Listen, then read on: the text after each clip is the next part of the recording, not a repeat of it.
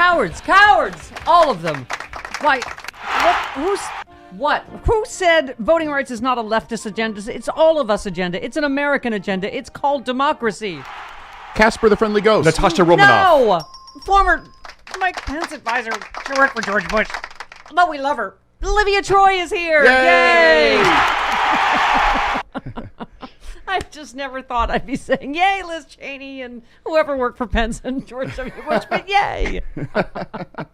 Olivia, Sure. well, first of all, your op-ed was great to your former boss, Mike Pence. I mean, it is, and you put it best, I believe, at the very end of the op-ed. You just said, do you love your country more than, basically your lust for power, right?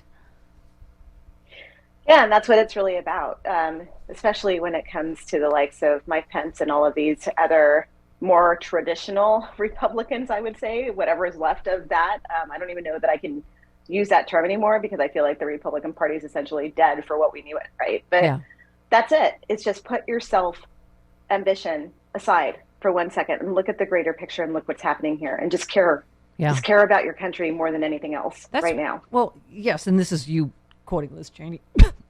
You said this moment requires us, as Liz Cheney has said, to love our country even more. And you, Mike Pence, need to decide what you love more, the country or your last chance at political power. And as you've tried to tell him, as someone that seems to have served him loyally, you said on Twitter, you said Trumpian Republicans are never going to like you, which leaves telling the truth about the election in January 6th as the only option. And this was your note to your former boss. I mean, he seems deluded in that way, that he is not going to be president, that the Trumpers all hate him as a traitor. So, talk to me about what the genesis of writing this piece and if you think he read it and what his reaction would be. Yeah, look, I thought a lot about it. I have been watching him sort of, I guess, for lack of a better term, waffle on what to do with the January 6th committee, ongoing investigation. And I think that really matters so much, regardless of whether people keep calling it a partisan hit job or not. Look, it's not. I mean, Liz Cheney, Adam Kinzinger, they're conservatives. They are working very hard to really do what's right for our democracy here. And so I think with Mike Pence, I think about all the people that I worked with in that circle and what they must be saying in his ear. And I think about those people also being self-interested and looking out for their own careers in the future. And I think this is a time where you have to put that aside if you really care about the future. Worry about that later. And so that's why I just wrote this thing, because I hope that he read it and that he takes it to heart. You talked about his op-ed that veers into breathtaking whataboutism, as you say. You said it seems Pence has decided the gallows set outside the Capitol and Trump supporters shouting "Hang Mike Pence" are basically equivalent to a piece of voting rights legislation. You said, how does any rational human being whose life and the lives of his family were threatened see debates about voting rights or Senate rules as even remotely similar to the motivations of his would-be attackers? So, I mean, it really is sort of breathtaking that he was the target. And as you tweeted, you said Trump's GOP rigged the system to block votes and the will of the people, undermine our institutions and democracy, require Republican presidential candidates to not participate in debates with no policy platform other than lies and grievance. This is pathetic, but not surprising. And I guess, based on his op-ed, that's what he's thrown in with. I think so. And look, the bullying, the intimidation that's happening amongst all of these people is real. And you're seeing them suffer the consequences, right? And I heard Biden's remarks yesterday. I heard you play them right now. He's exactly right. There's all these people behind the scenes who know that what's happening is horrible. They know that we're going down a further dark path, but none of them are willing to stick their necks out there, because when you do, even when you vote for common sense things, like, Congressman Upton, I believe, was the one that got the threats over the phone call just for voting for legislation that would serve his constituents well, that would help his community. And what does he get as a thanks? He gets intimidation, he gets threats, he gets bullying to him and his family. I mean, that is where we are right now. And I think that's what's leading all these people to retreat. But at some point, you've got to stand up together. You've got to stand up to the bully. And do you think this Supreme Court ruling last night, which is huge, is going to affect Pence's calculations or Meadows or any of them? Because obviously, packed with Trump nominees, they blew up his ridiculous executive privilege claims. Do you think that will affect Pence at all? I think that will definitely cause him to take a step back. I mean, look, this is so significant. I was so excited to see that, and so actually relieved, because this is a group of people, especially in the Trump family, that really operate on a system where they use the court system in their favor. They operate by trying to undermine the rule of law, and they think that they're above it. They think that they're invincible. And so that was an enormous win to kind of put sort of get the hammer down, right? And say, no, enough. Like, this isn't going anywhere. Stop. You know, this is sort of the whole party, but you say in your piece, Olivia, Pence has two options. One, embrace the Trumpism that's now driving the Republican Party platform, including the insidious new focus on election integrity meant to further the big lie. Two, clear his conscience, start telling the truth, and tell Americans what really happened in 4 years under Trump. Tell them how he spent every day wondering whether our country would survive. A good place to start would be making it clear he'll cooperate with January 6th investigation should they decide to question him. Pence knows these details. He knows about the 6-point Eastman memo to stage a backhanded Pence-led coup using Republican members of Congress. He even made phone calls desperately trying to find a way to appease the madman in the Oval Office. And as we're learning more and more, right, he obviously talked to the parliamentarian. He knew about the fake electors. I mean, Pence knew all of this. And I think you're absolutely right. He owes it to his country. I mean, he did the right thing on that one day, right? He did. And, thank goodness he did, because I can't imagine what the aftermath, it would have been so much worse. But I think now, here we are, it's over a year later, we're still, after that election happened, this is still, I mean, the big lie is the Republican platform right now, right? There's no policy, there's no actual real initiatives to help America. The platform is the big lie. And anybody who doesn't support the big lie of the, fraudulent, stolen election, in their words, which we know is just nowhere near factually correct, that is how they're running. They're running these candidates, and if you don't agree with that sentiment, you get kicked out, or they pull you off the primary ticket. So I think, I think this is a moment where I think someone like Mike Pence could change that. Yeah, and if he came forward. As you say very wisely in here, you said it's a political suicide strategy he's currently executing. You said Pence is forced to further this lie because he thinks it will get him back in Trumpist good grace. He's decided to cater to a base of people who will forever consider him a traitor. And you just said, wouldn't you rather live with the knowledge that when it really mattered, you were a catalyst for the rejection of Trump and his movement of divisiveness, hate, and violence that engulfed this country in a two-party system where the true party of Lincoln is all but dead? Is from ever remaining in Trump's shadow really your endgame? And I just wonder, in the light of the Supreme Court, if his calculus will change at any point. I hope it will, because I don't believe that there is a future here. He's forever going to be seen as a traitor by this group of people because he didn't go along with what they wanted him to do. He can't come back from that. But really, I mean, I don't know that he should be looking to come back from that, because you should not want to be associated with that, having lived it every day.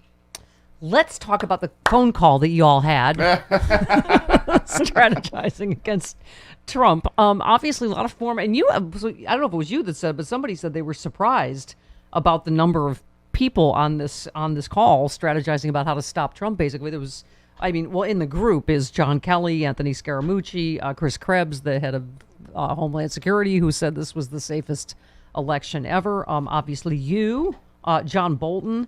But one participant was struck by the sight of a lot of faces I had not seen speaking publicly about why Trump is dangerous before, our friend Miles Taylor.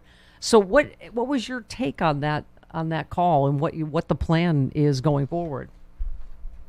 Yeah, first look, I think it was significant. I think it was close to 30 people were on that call, and I think it would have been more if some people would have been able to make it. I know there are a couple that couldn't attend.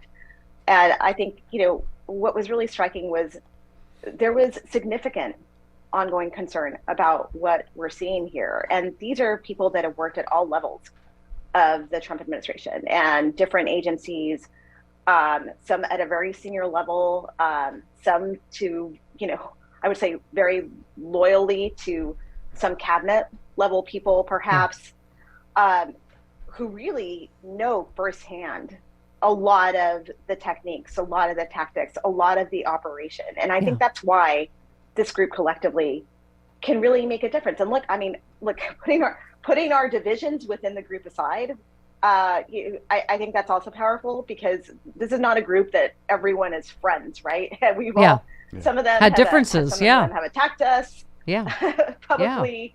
we've been on the receiving end of that. Certainly people like me and Miles have. But I think this is something where everyone's like, what can I do to make a difference here? Putting all of that aside. And look, I mean, and I'm not trying to say, I've seen a lot of comments about, oh, this is a group of people trying to rehab their image. A lot of these people probably will never come forward publicly, but they've offered to work in whatever capacity behind the scenes, whether it's advising or anything, on whatever this group decides to do. Yeah. And I think now in this moment, all hands need to be on deck. Whoever it is, it's willing to work on this. I agree. And by the way, you're making very good points. If you think I'm distracted, it's because as you're talking about the destruction of our democracy, my giant puppy is actually eating my chair so I was afraid that my chair was going to entirely disappear while I was talking to you. But no, it's interesting. Some polling that was, I guess, discussed on this call shows Trump's favorability declining among registered Republicans, right-leaning independents. I mean, some polls are different. But I thought there was an interesting point in this article. It said this cannot just be a professional trolling operation putting out ads like the Lincoln Group. I mean, the Lincoln Group is kind of upfront about that's what they are. They're there to sort of troll one person and make him react and whatever. I mean, it sounds like you guys are more thinking like, what can you actually do politically to stop him? It seems like y'all are kind of aware of the threat of autocracy here and fascism and, real threats to America and what you can do to stop it. What form do you think that'll take ultimately? Yeah, and I think that's where at the grassroots, especially at the local level, I think that's going to be key. I think this is bigger than just one man. This is bigger than just Trump, right? We're talking about bigger than Trump, and we're talking about Trumpists. We're talking about Trumpist-like candidates. That has been part of the conversation as well. And there's a big focus on 2022 because what happens in this midterm election cycle really, we believe, will impact what happens in 2024. Yeah. And look, and I just want to be clear. I and I know many in the group have nothing against the Lincoln Project or anything that serves a purpose. Sure. And they have served a very important role. Yeah. It's just, at this point, we've all got to approach this problem collectively together in the coalition of the willing. And I think when it comes to this group, there's just so much potential there because they have seen this firsthand. And the question is, how do you change voter minds and how do you reach those in the middle who may be on the fence on this? And how do you explain to them really what is really happening here at a local level and really kind of communicate in that sense? Well, you just quickly to end, you sort of cite the larger problem on Twitter. It's not just Trump. You said watching these GOP extremist senators masquerading as conservatives, pushing disinformation, continuously attacking and inciting violence against public health officials like Dr. Fauci is everything you need to know about why the 2022 elections matter. So you're right. It's not just Trump. It's Trumpism. We have to stop. Right. Right. No, and it's going to take all of us because I think that is a very dangerous movement that is still being enabled and it's being emboldened. And we're seeing this happen at all levels. I mean, you see this at school board meetings now, right? I mean, you see this division in communities happening right now. It's fundamentally dangerous. And I just don't believe that we cannot, push back on this. We have to, and we have to at least try. One of the members of your group, Stephanie Grisham, the former White House, whatever she was. Did she ever have a press conference? Whatever she was. So Trump hosted secret meetings in the White House residence in the days ahead of January 6th, according to her statements. She also told House investigator that documents provided to the U.S. Secret Service would memorialize whether Trump actually intended to march with supporters to the Capitol. I mean, I'm feeling, well, I don't know how you're feeling, but between the Supreme Court ruling and just in general, I actually feel like we may get to justice for January 6th. Are you feeling like that? I mean, there is just more and more coming out. One of the things they're requesting is all the video and photographic evidence of Pence and anyone that was around him on January 6th. I mean, I just think we still may be tip of the iceberg. Do you think, in terms of what we know? Yeah, and look, I think the facts are the facts, and all of this is starting to surface now, and it's all there. The evidence is all there. The question is getting that evidence out to Americans in a manner that is factual and informative. And unfortunately, it's also it's about reaching the echo chambers on some of these more far-right networks too, who are never going to actually share the truth, right? Who are never, no matter what happens here, they're not going to share factual information to their viewers. And we have to find a way around that to make sure that we're educating people about what happened here so that it never happens again. Yep. Olivia, in another day, if my dad and Goldwater had won, I feel like we would have been best little Republican girlfriends in grade school and high school. But I like the way it worked out better, that I am here in my leaky basement, crazy liberal, and you have come to the light. You have come to my light. Yeah. And we welcome you to it, and please come back anytime. And thank you for speaking out as strongly as you do. I applaud you every time you're on TV. Yes. Thanks so much. Thank you. I appreciate that. Okay.